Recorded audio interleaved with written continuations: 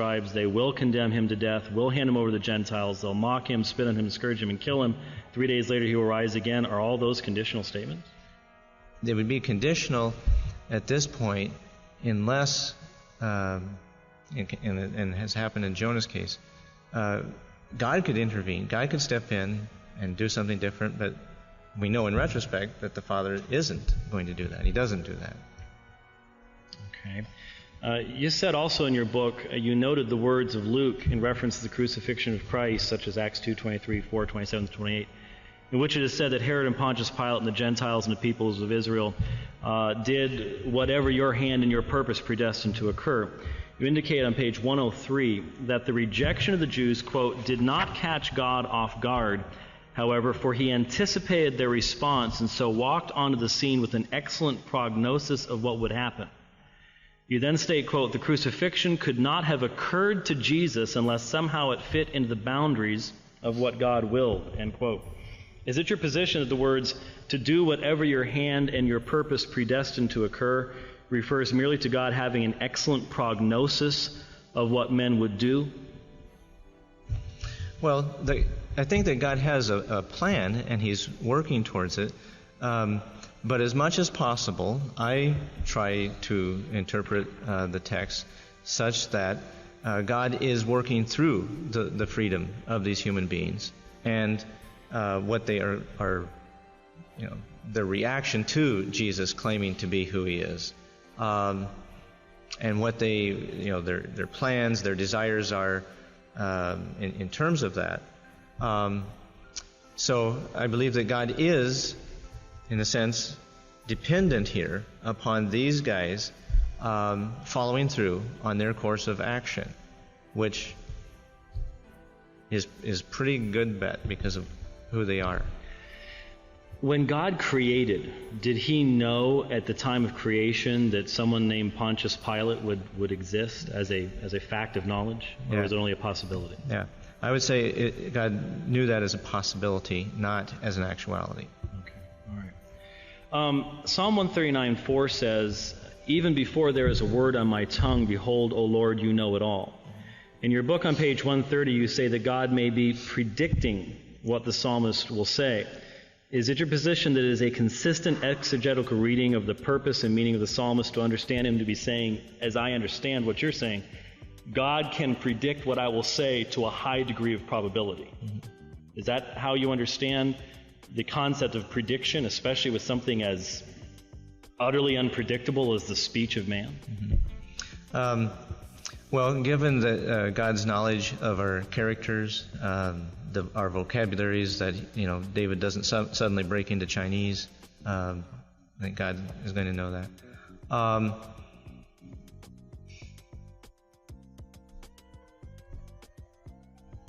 In terms of God knowing what we are going to say, I find it interesting that, again, there are various texts that people such as Bruce Ware tend to ignore in the Old Testament, where God is portrayed as not knowing what someone was going to say. So, again, I think there are... Such as? Could you give me an example? Here, I got to remember. That's if you with the testing of people. Let's see. I'm trying to remember the name of the paper. Michael Karasik has a paper on this in the Journal of Biblical Literature. Okay. All right. Psalm 139:16 says, your eyes have seen my unformed substance, and in your book were all written the days that were ordained for me, when as yet there was not one of them. Since it seems to me anyways, a self-evident fact that the length of our lives, our days, is determined, at least from our standpoint, by a myriad of libertarian free will choices. For example, a lot of my friends are unhappy about the fact that I have recently obtained a Virago 1100 Yamaha motorcycle, and hence they figure my free will choice is probably going to limit the number of my days. since the length of our days would seem to be the result of a myriad, from the open theistic perspective, libertarian free will choices, which are, as I understand it, unknowable to God upon those grounds. How could the psalmist say what he said in Psalm 139:16? Yeah. I don't have Greg Boyd's book, God of the Possible, here, but he addresses that. And yes, he does. It seems to me, if I recall correctly, what he says, that much depends upon how one translates the Hebrew text here, and exactly what is it that is ordained.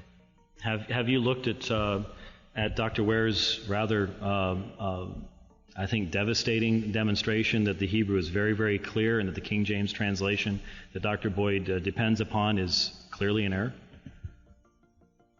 Have you looked at what he says about that in his book? I have, and I'm sure I have comments written in the margins, but I don't know what they are. Okay. All right, so you would say that your response to verse 16 then would be to adopt the King James rendering of the text of the Hebrew, and that God therefore does not know the length of my days or your days? Right, unless God has determined them. Unless God has...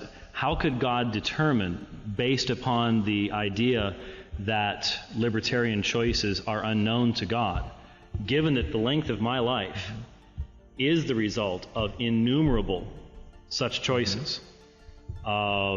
How could God determine the length of my life without violating my... Well, that's what I said. Unless God determined it. That's what it would amount to, right?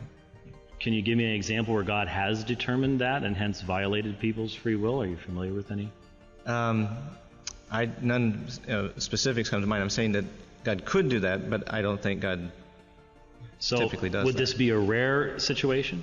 In my opinion, yes. Okay, so then from the open theistic perspective, for the vast majority of Christian believers, the day of our death is unknown to God. Yes. Okay. He knows the possibilities. He doesn't know the actualities. Okay. Thank you. Okay. I'm just wondering, how would you define omniscience? What would you give as a definition of that? I think a biblical definition of omniscience is certainly commensurate with what Westminster Confession of Faith talked about, and both in regards to God's decree and all having knowledge of all possibilities, but specifically full, exhaustive knowledge of not only all things past, present, and future in regards to human actions, but to the entire